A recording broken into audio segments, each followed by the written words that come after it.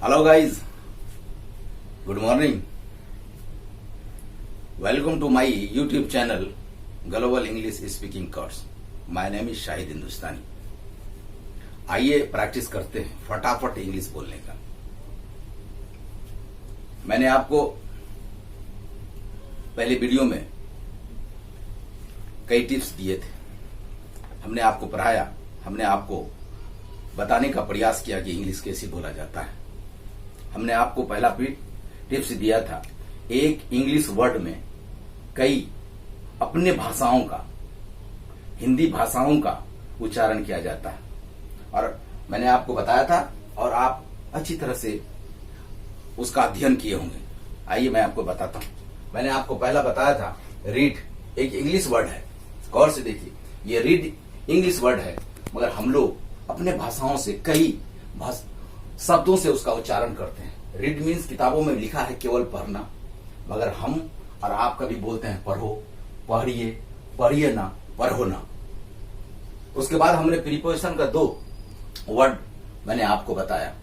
एक टू जिसका मीनिंग होगा के लिए, दूसरा फोर उसका भी मीनिंग होगा के लिए. मैंने आपको टू के बारे में बताया था कि टू कहां इस्तेमाल हुआ.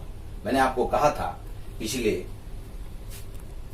वीडियो में कि टू जो है क्रिया यानी वर्ब से पहले प्रयोग होगा और फोर जो प्रयोग होगा सब्जेक्ट के पहले या तो नाउन के पहले.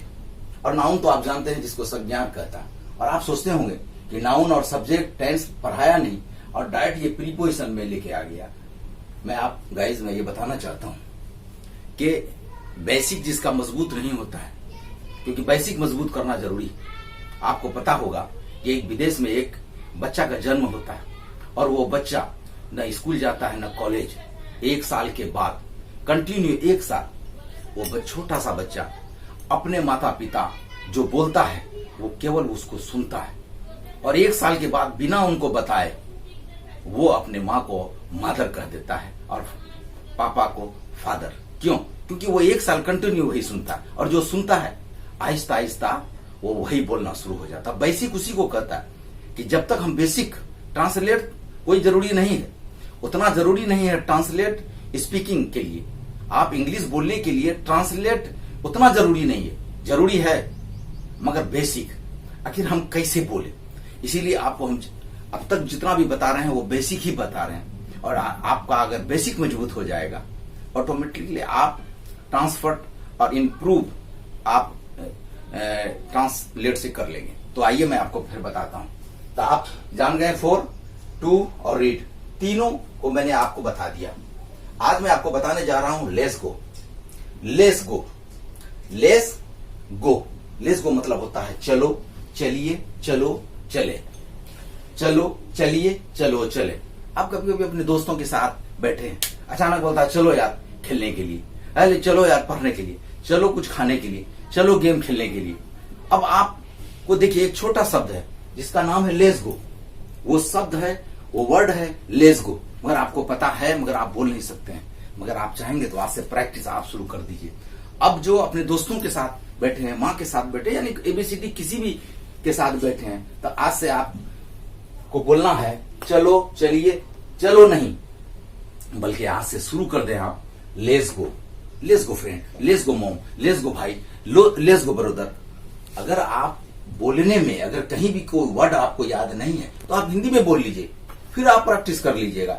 जब तक आपका हेजिटेशन खत्म नहीं होगा, जब तक आप शुरू नहीं कीजिएगा तो फिर आप सीखिएगा कैसे. इसीलिए मैंने आपको आज बताया ये लेट्स गो. और लेट्स गो बहुत इंपॉर्टेंट है. हर एक दिन में कम से कम कई बार लेट्स गो बोला जाता है. अगर आपने अब तक टू और फोर का प्रयोग का वीडियो नहीं देखा है तो डिस्क्रिप्शन में हमारा लिंक दिया हुआ है, आप जाकर वहां देख लें. और गाइज अगर आप अब तक हमारे वीडियो को लाइक और सब्सक्राइब नहीं किए हैं तो प्लीज आप जल्दी से लाइक और सब्सक्राइब और बेल बटन दबा दें. आइए मैं आपको अब बताता हूं. तो आइए, आपने रीड 2, 4 लेट्स गो पढ़ा. अब मैं इसको जोड़ता हूं इस वर्ड को. अब देखिए एक शब्द मैं पहले हिंदी में आपको बताऊंगा. चलो दोस्त, चलो दोस्त खेलने के लिए,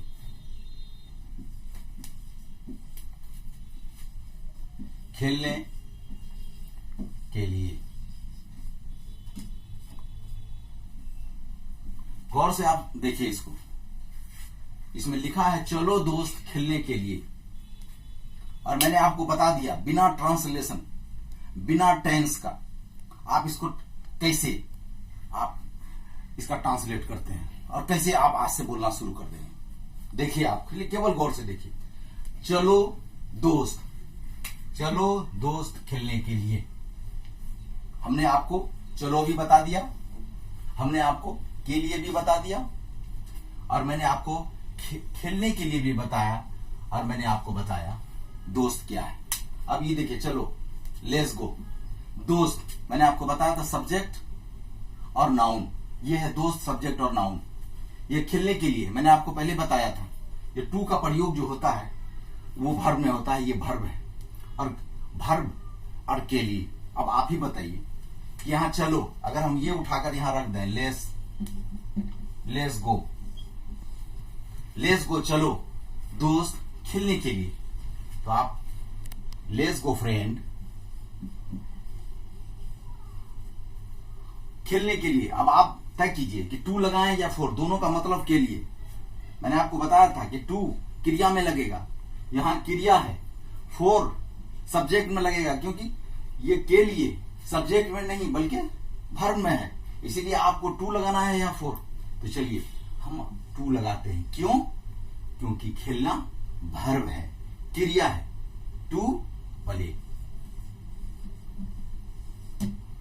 आप ही बताइए, कोई टेंस या ग्रामर पढ़ने की जरूरत पड़ी? क्योंकि इंग्लिश जो स्पीक है वो केवल एक भाषा है, एक लैंग्वेज है, उसको केवल बेसिक से हमको पढ़ना है, और अगर हम डेली सुने इंग्लिश को तो हम निश्चिंत बहुत कम समय में इंग्लिश बोल सकते हैं। मैं आपसे आपको ये कहना चाहता हूं कि let's go friend to play, ये आप कम से कम 50-100 जरूर ऐसा वर्ड खोजें। अब यहां देखिए, लेट्स गो मॉम, चलो मां खाने के लिए, चलो मां खाने के लिए, टू लंच,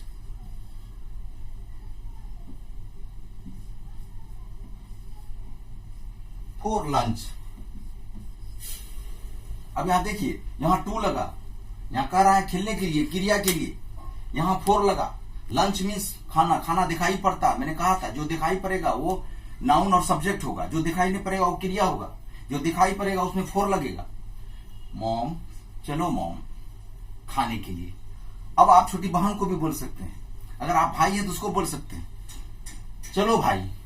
अब इंग्लिश में बोलिएगा, लेट्स गो नहाने के लिए, चलो भाई पढ़ने के लिए, चलो भाई खेलने के लिए, चलो भाई मार्केट के लिए, चलो भाई स्कूल के लिए, चलो भाई। इस तरह का आप सेंटेंस को खोजिए, और कम से कम 50 से 100 सेंटेंस अगर आप ऐसा बना लेते हैं तो आप बेसिक से शुरू कर देंगे इंग्लिश बोलना, और बहुत जल्दी आप फटाफट इंग्लिश और फ्रैंकली इंग्लिश बोलना शुरू करेंगे। मैं फिर नेक्स्ट लेसन लेकर आऊंगा। अब तक के लिए धन्यवाद।